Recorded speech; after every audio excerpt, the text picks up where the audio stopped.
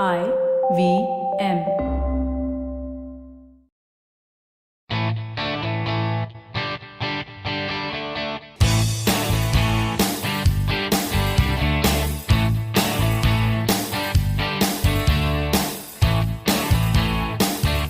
Hello and welcome to a brand new episode of the Musafir Stories, India's very own travel podcast, where each week we share the journey of travelers in their own words and relive their experiences with you, our listeners.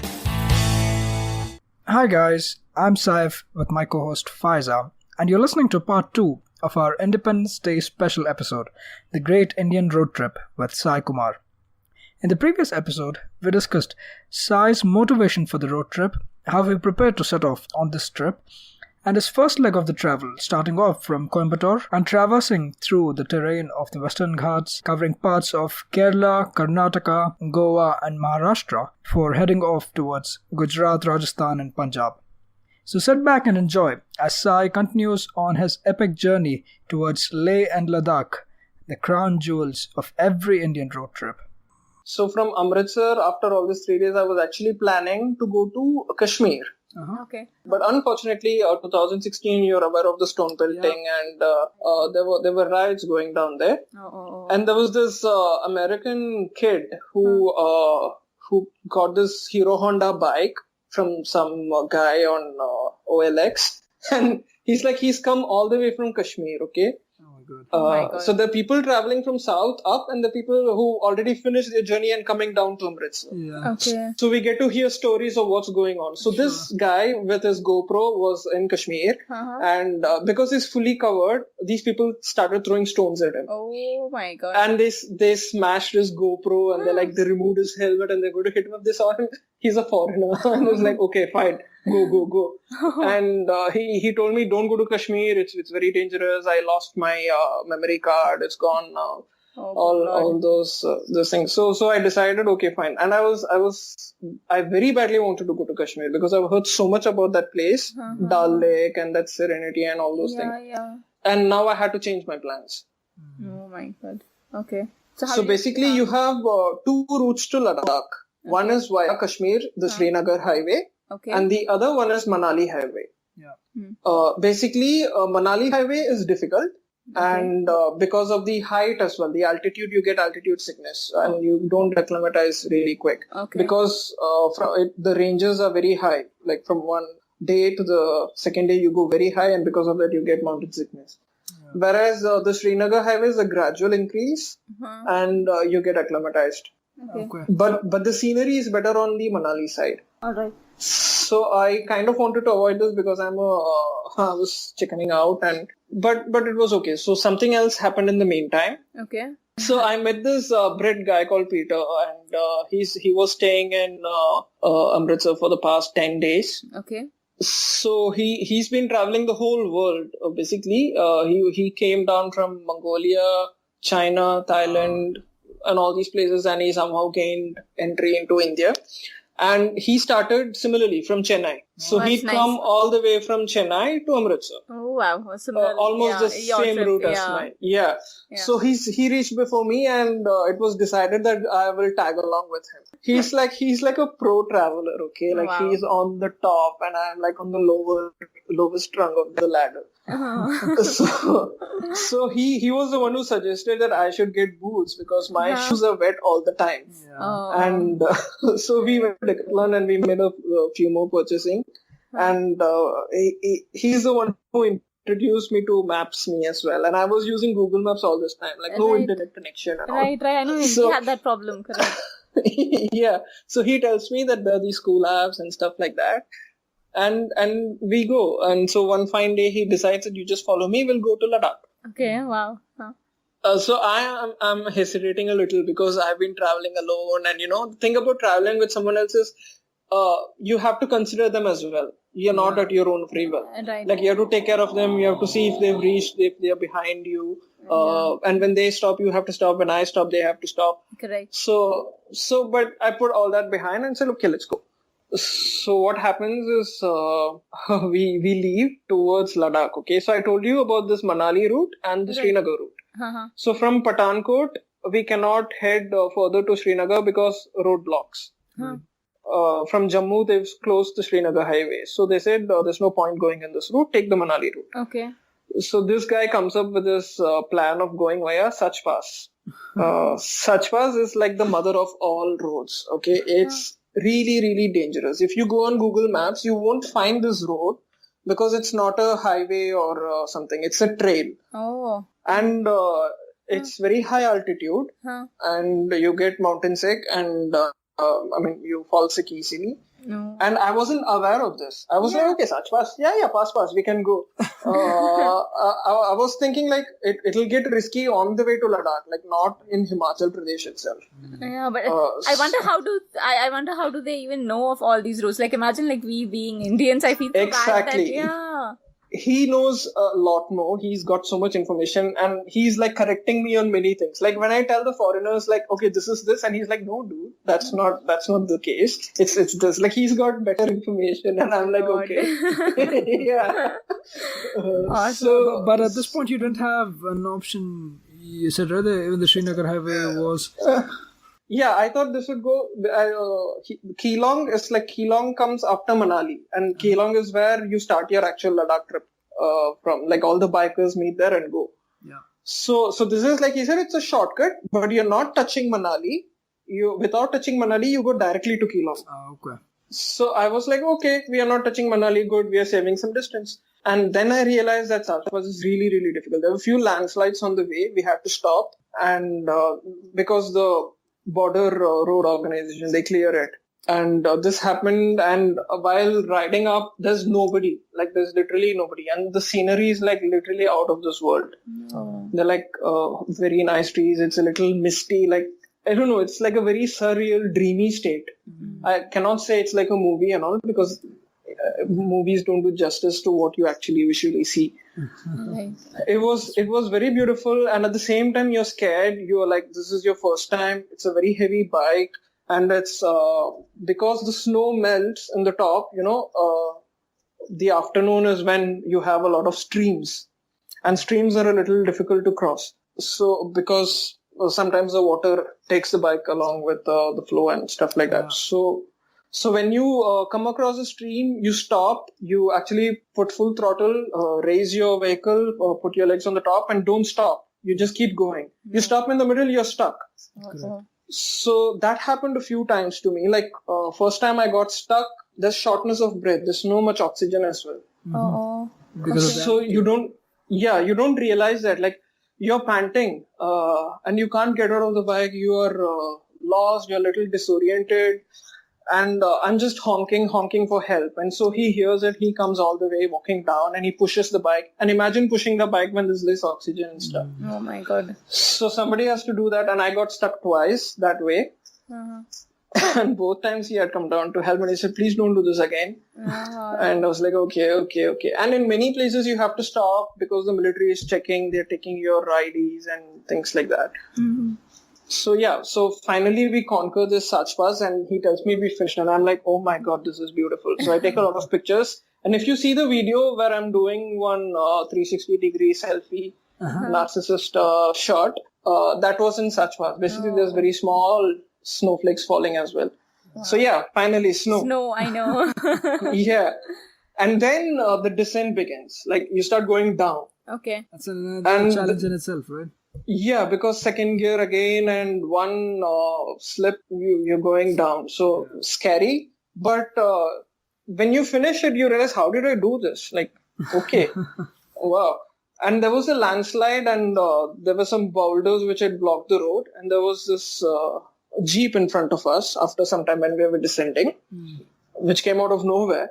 And they stop. Everybody quickly gets out. They have their hammers ready. They just start picking on all the boulders. They smash it. They move it. They get into the vehicle and they keep going, like as if nothing happened.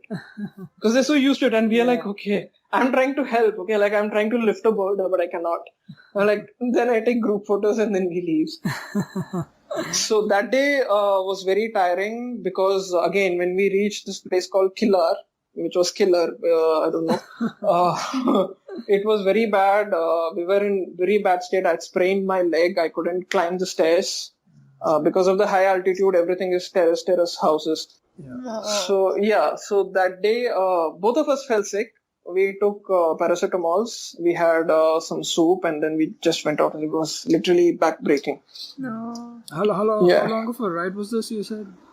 We started early morning from Amritsar at 5:30. Okay. So preparation 6:30. We were on the road, and when we reached Killar, it was around 9 o'clock in the evening. Okay. So continuous ride. Yeah. And in between, the thing, as I said, there's no civilization.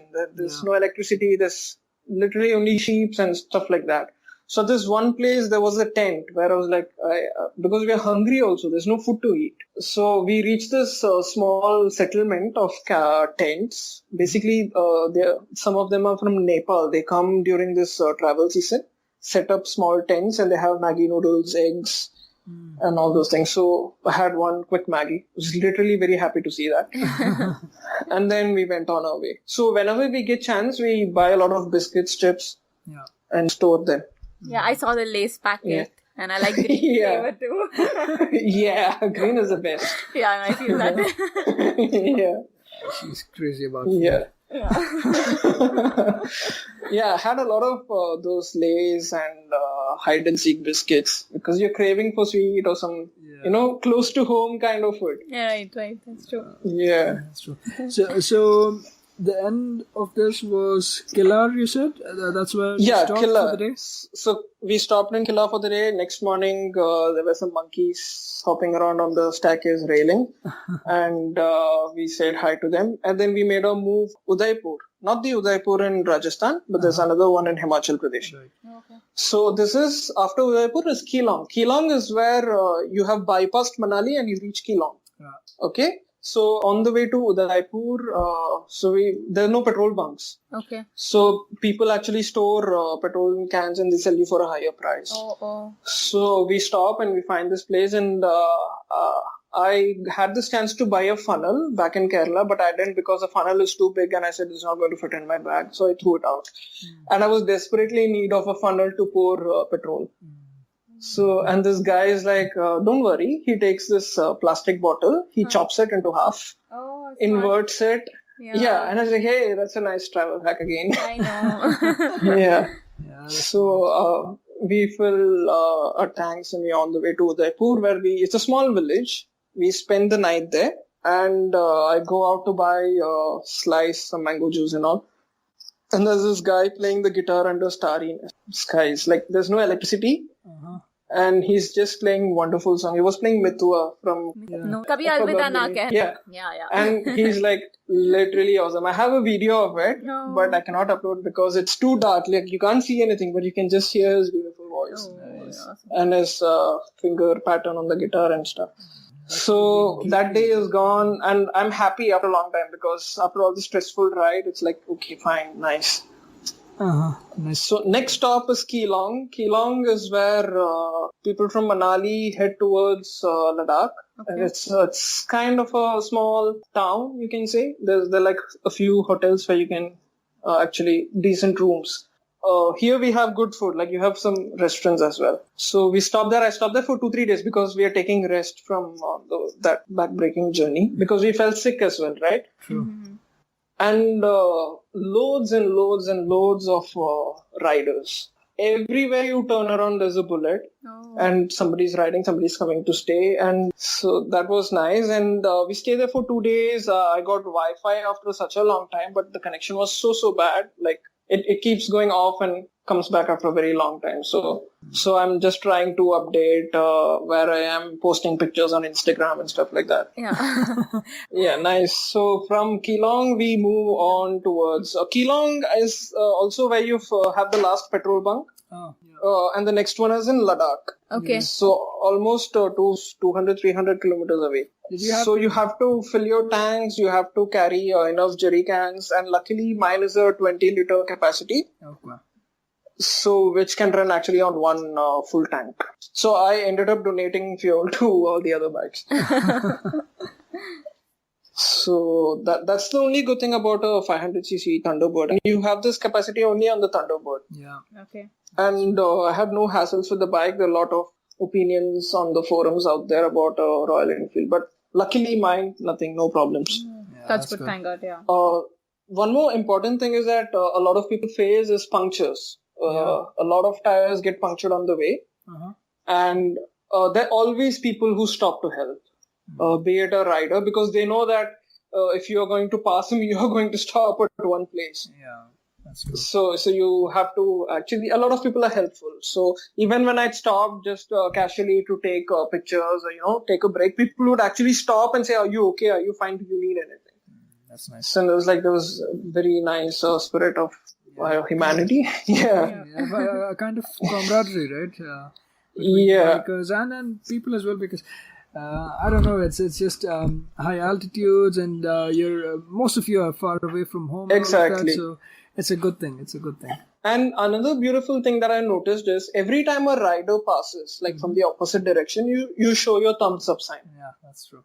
You do this or you salute. Uh-huh. So this I didn't realize in the beginning, and a lot of times I didn't do it. But then I started doing it just to show that you're fine, you're safe, and you're good luck on your way ahead. No, okay, that's nice. So that's a very nice thing. Yeah. Yeah. So and tires, as I was mentioning, I had filled gel, so a puncture-resistant gel. So basically, it's a fluid, and it's very cheap. You get it for 100 rupees or something. Before you start your travel, make sure you fill your tires with this thing so that even if it gets punctured, you are fine for a few more kilometers. Okay. That's a good bit of Yeah. advice. Yeah. And if you have tubeless tires, you're fine anyway. Correct. Right. Yeah. So how Yeah. long did you finish this off the Keelong to Ladakh in a day, or did you make stops on the way? Yeah. Basically, from Keelong to Leh, there are two stops. One is Sarchu and one is Pang. Okay. Sarchu is a low altitude and Pang is high altitude. And then from there again you descend towards Leh. So you either have an option to stay in Sarchu or stay in Pang or directly head to Leh, which is not advisable. Right. This is from Keelong.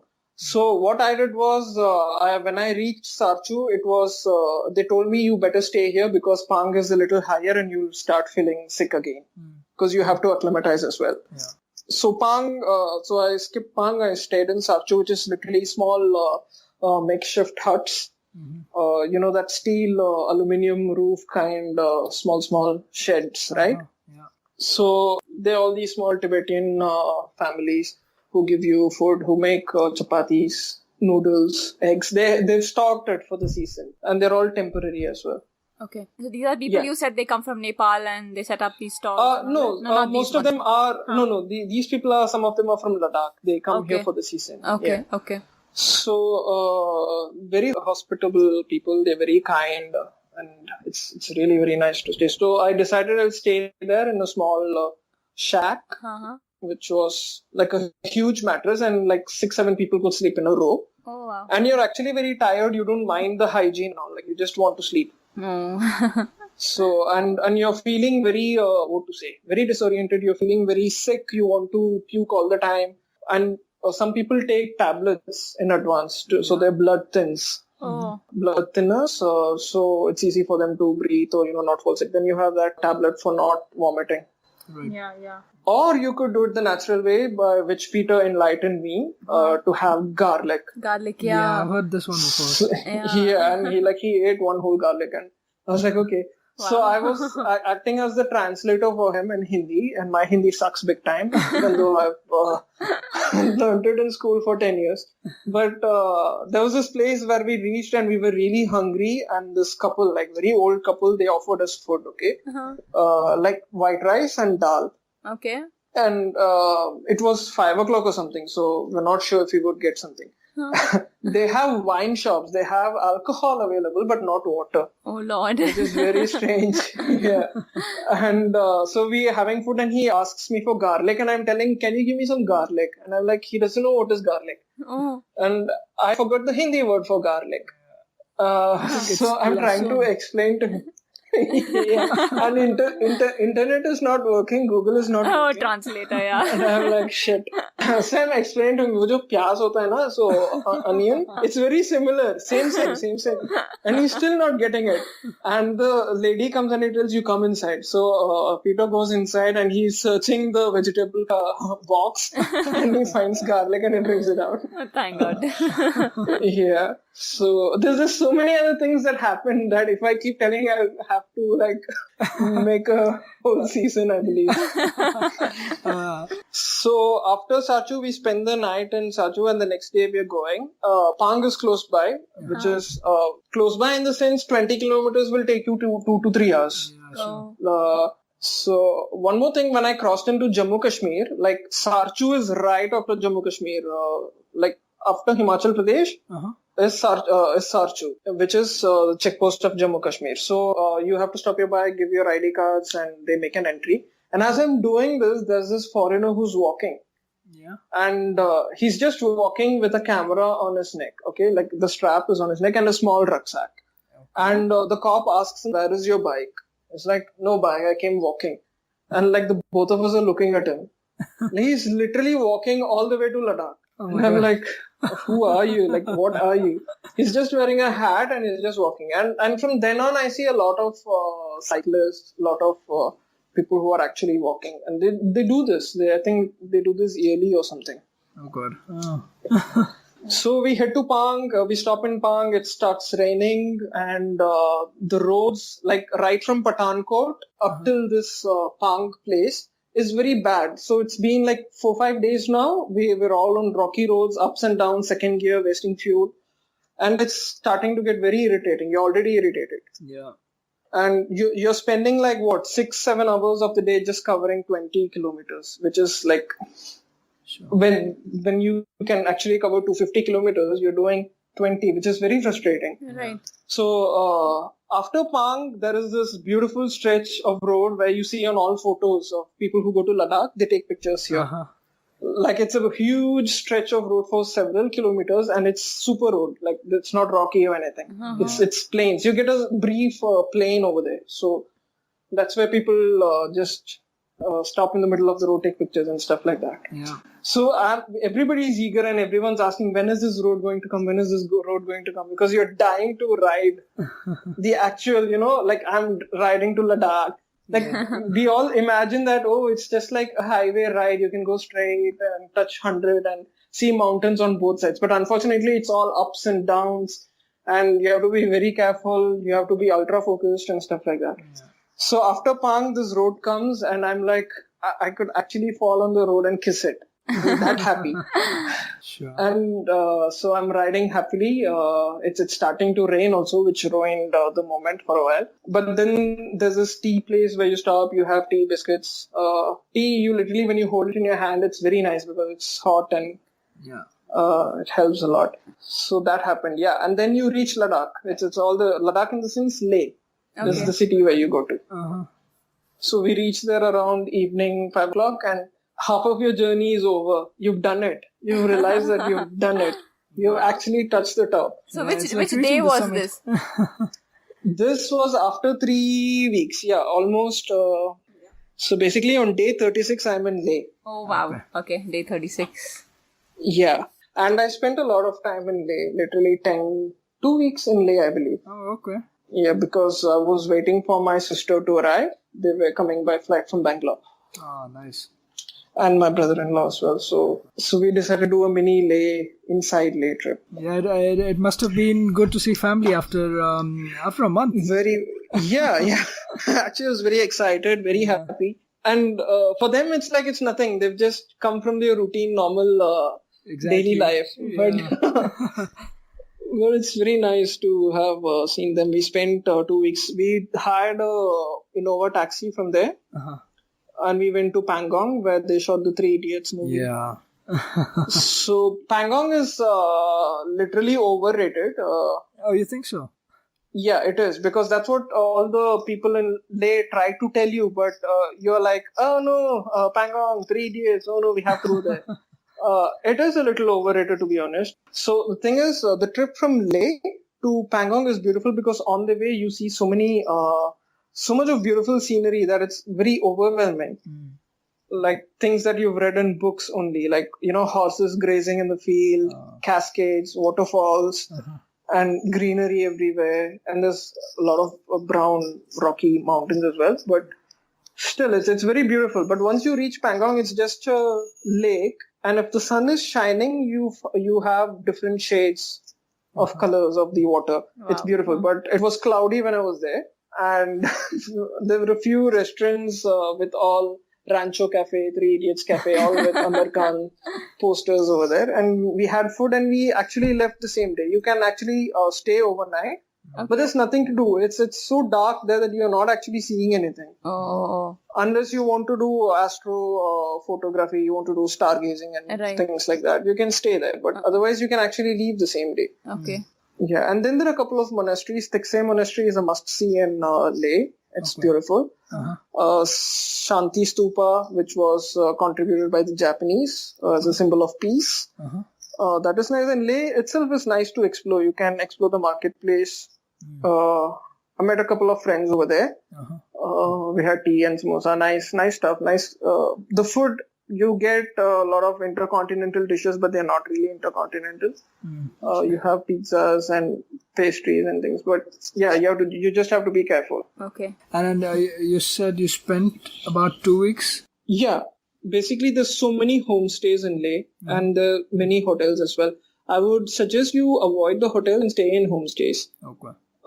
Because you get to experience the local family as well. You can stay with them. You can see what goes on. Sure. Some houses won't have internet. Internet is rare. You have to actually go to the market sometimes to get Wi-Fi connection. If you're lucky, it comes to your own mobile. But most of the time, there's no internet. And I was literally Googling, trying to find out the situation in Kashmir.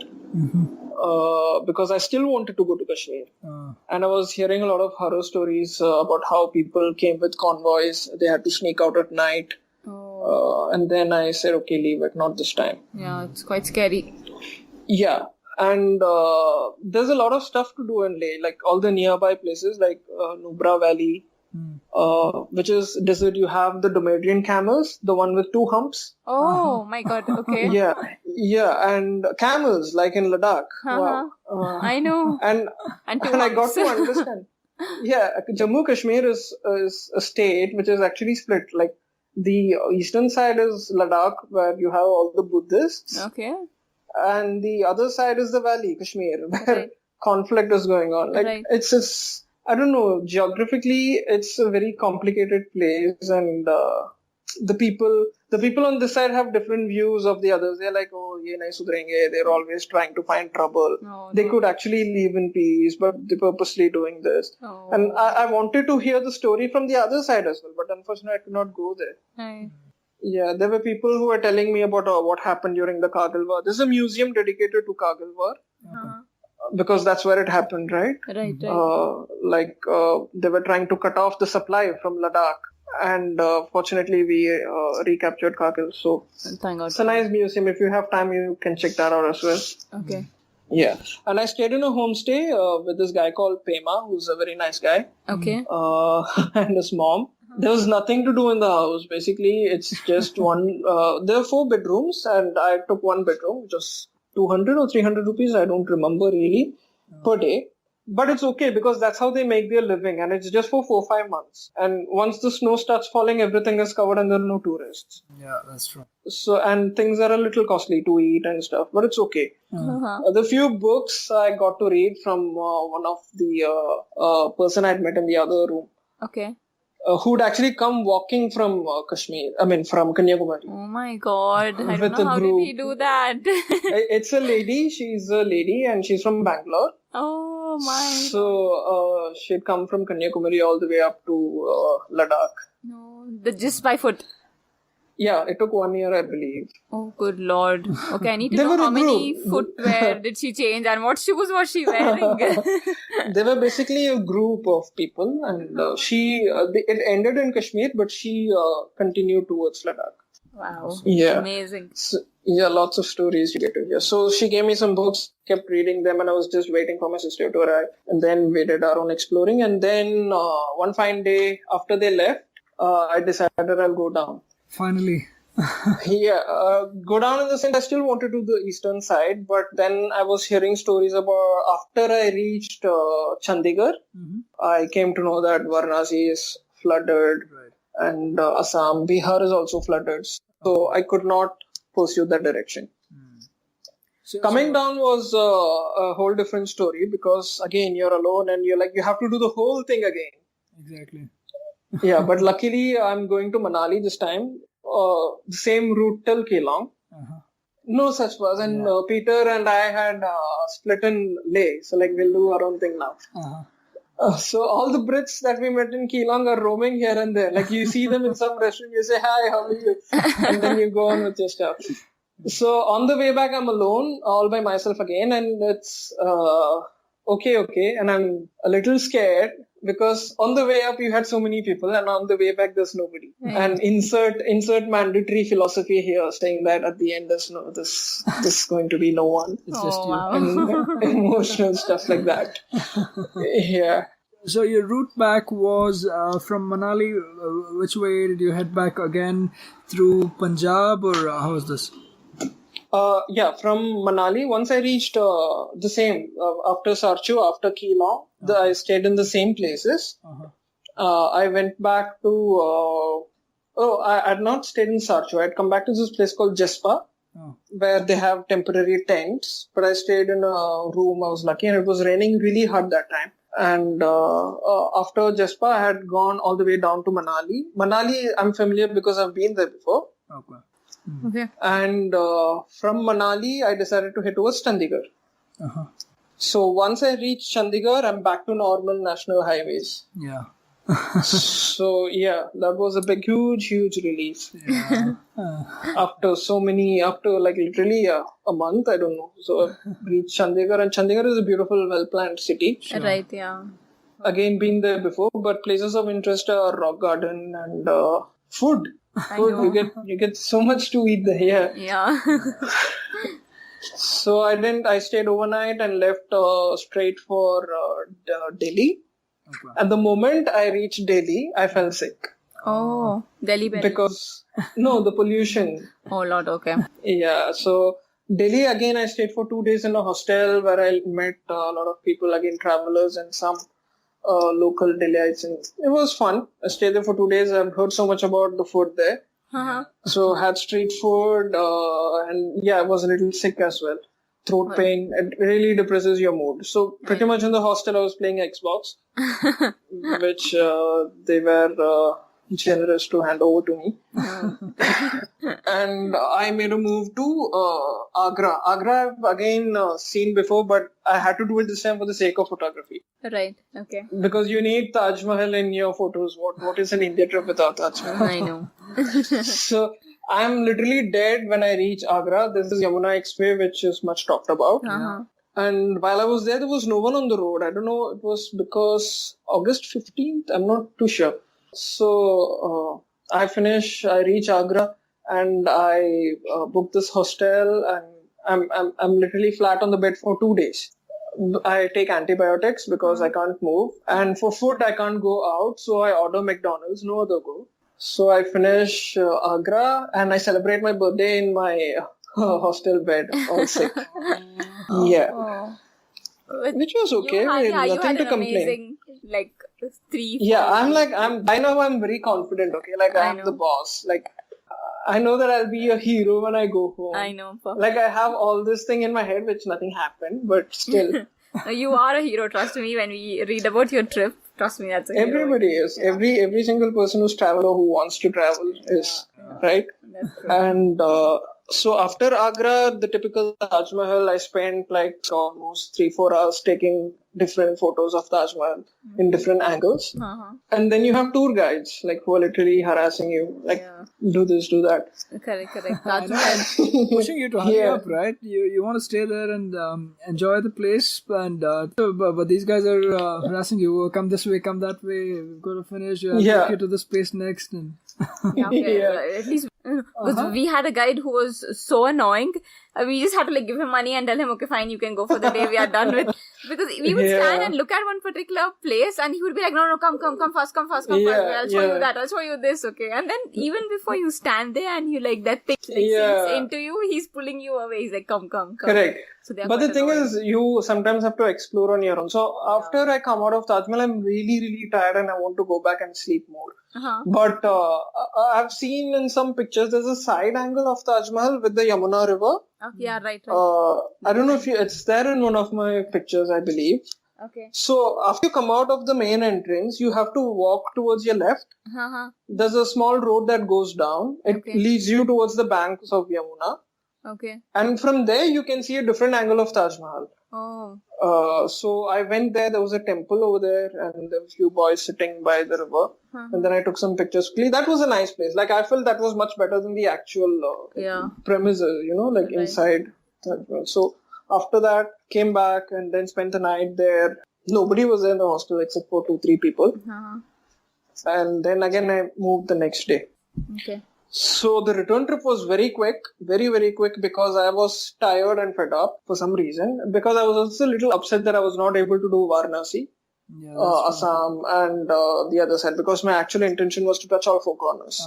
And I've done only 2 so far. I haven't even touched Kanyakumari. And Kanyakumari was not actually the plan because I thought, I'm from Coimbatore, why should I go to Kanyakumari? But on the way back, I decided I'll compensate by going with. So what I did was I started one fine morning from Uttar Pradesh and reached here in Madhya Pradesh in Khajuraho.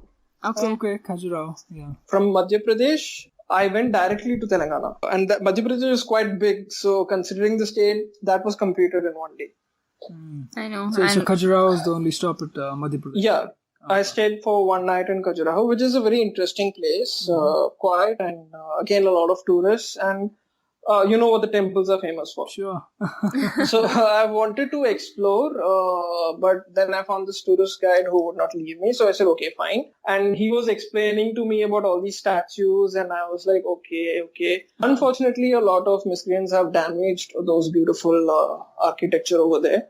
Right. Just because of what they're depicting, which is so stupid. It made my blood boil a little.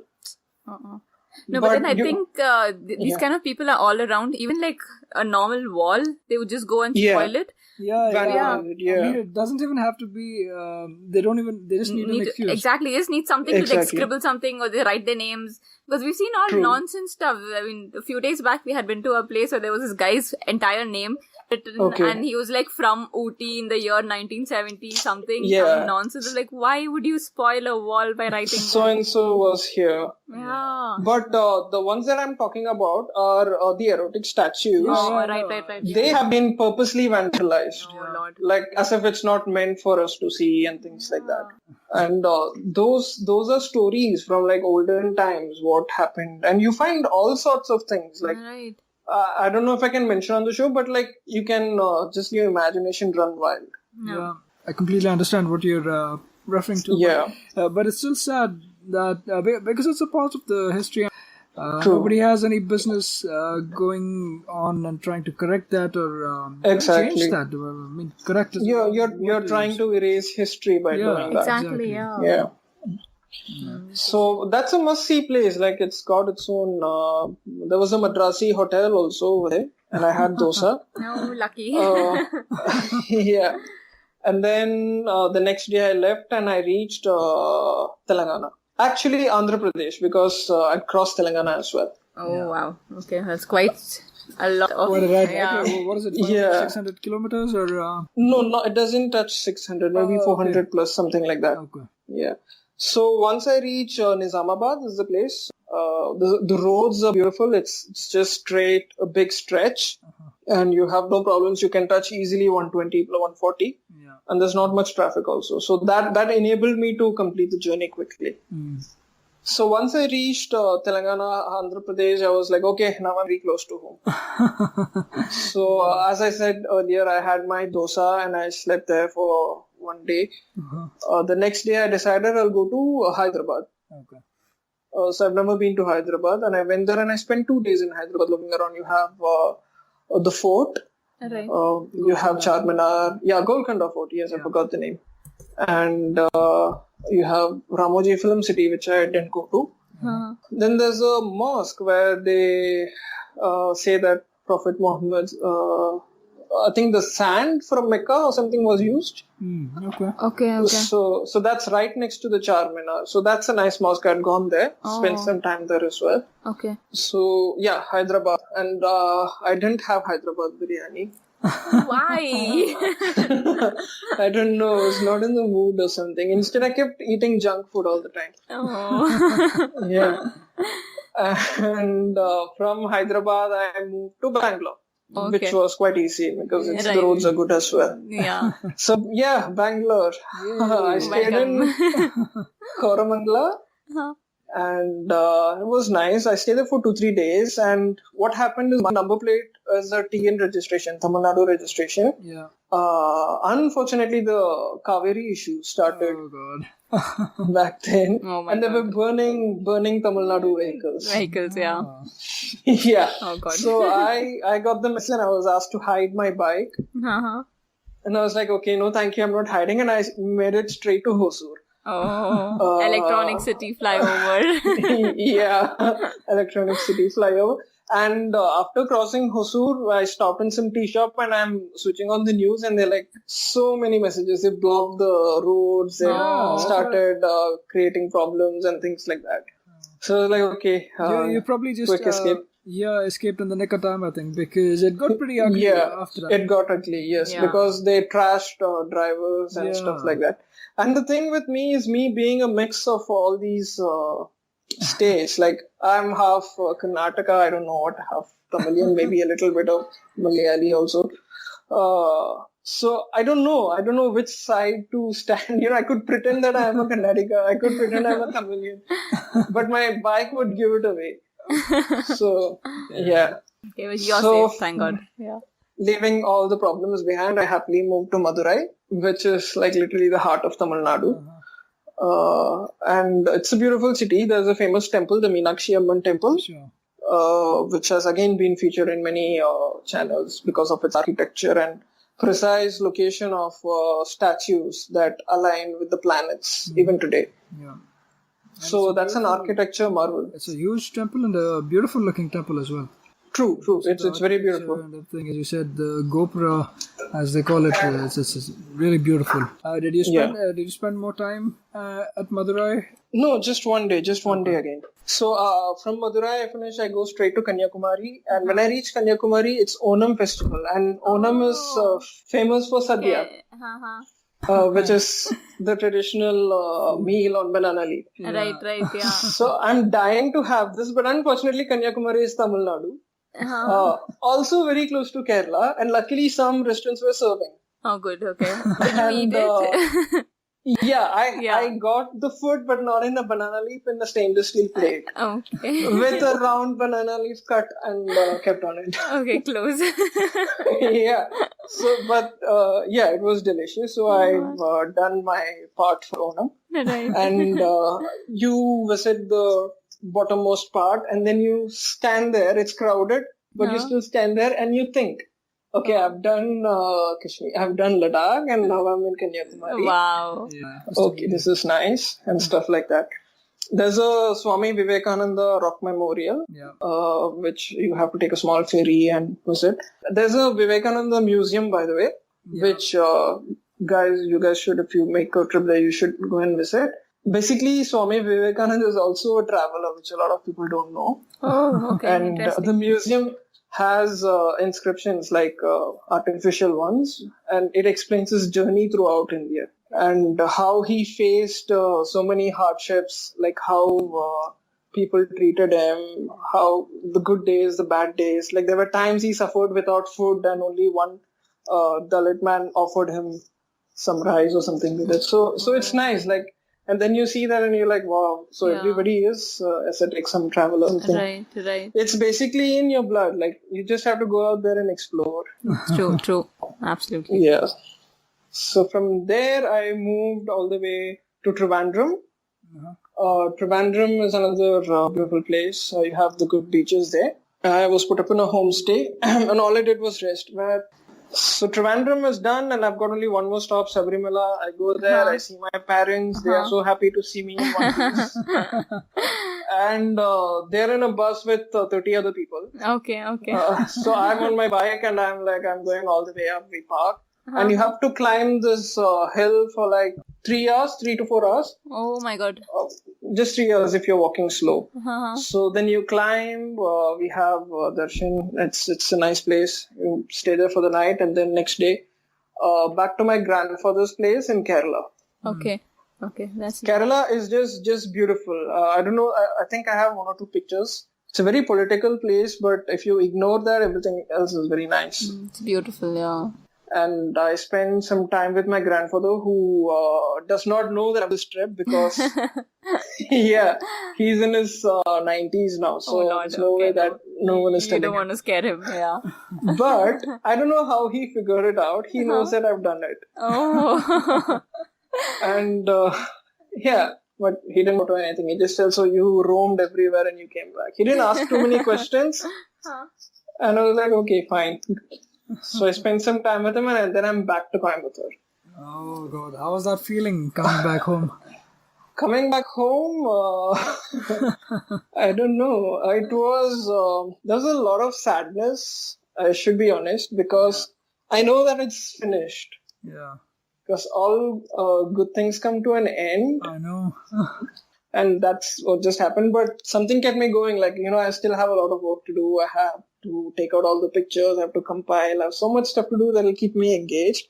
But, you've experienced so much. There's so much in your heart, and your soul is enriched. And you're not able to tell anyone. Not even the closest members, like of my family. And I don't have a lot of friends. But it's something. A lot of people ask you, how was the trip? How was the trip? Like, I cannot tell that in one word. Yeah. I can just say it's good, but I'm not doing justice. That's so true. And the worst bit is that, after 2 or 3 days, you become one among them. Yeah. So like they have their daily things to do, and you start doing the same thing, and then you slowly in the back of your head, for 1 month it lingers in your memory, and after that, you're back to normal. Right. Yeah, that's the sad part. Yeah, that's so true. Yeah. Because before that, it's so much action all along. And it's sad, but I guess you just start sinking into reality and going back to your previous life. It's almost like your previous life, right? It's sad but true, as they say. Yeah, and then you're wondering whether you'll be able to do this again. Like if you tell your family that I'm going to do this again next year, they're like, okay, they're going to disown me. and if I ask my relatives for money, they're like, you think I'm going to pay you again? Yeah, okay. In that case, I think what they're going to do is they'll be like, okay, let's get this guy married. He'll settle in. Yeah. So I think you just need to find someone who understands a lucky partner. Yeah. And it's all good. That's one exhausting and amazing journey, I'm sure, and equally enriching at the same time. Sai, thank you so much for taking time out for doing this. I just can't find words to thank you enough for doing this, because it's talking about this has been quite exhausting. So I can imagine doing 77-day and 11,000 kilometer trip, how exhausting and true and fulfilling at the same time, I'm sure. I should be the one thanking you guys for giving me an opportunity to share my story. I haven't shared it in this length anywhere before. We are glad. This is the first medium that I've poured out a lot of it. I hope it was interesting and I didn't bore you guys or the audience. Every second was interesting. Yeah, it just felt like I've gone to the trip and I've come back. Trust me. Yeah. Wow. So okay. You took us as your pillion rider, and thank you so much for this. For the reference of our listeners as well, we'll post all the links to the pictures and the videos. So thank you so much, Sai, and we hope to come back to you and listen to more stories. Thank you so much, Sai. Thank you guys. Thank you. That was yet another great episode of the Musafir Stories. If you guys like the show, please subscribe to us on iTunes, Audioboom, Stitcher, Pocket Radio, or any other podcasting app that's available on iOS or Android. You could also follow us on Facebook, Twitter, and Instagram. We go by the handle The Musafir Stories. Or If it suits you, you could email us at themusafirstories@gmail.com and visit our website www.themusafirstories.com for more information. All of these links will be made available in the show notes section of the podcast. So here's to more traveling, sharing, and inspiring. Stay tuned for our next episode. Until then, happy travels and goodbye.